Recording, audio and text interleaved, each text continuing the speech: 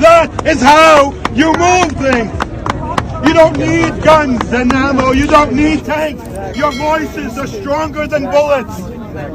Gather together. Stand your ground. Show the politicians that their fat asses in their meetings shuffling their papers means nothing. The reality is controlled by the people, by those who care, by those who have a vested interest. Not speeches. I'm not a politician. I have nothing. I'm a working man.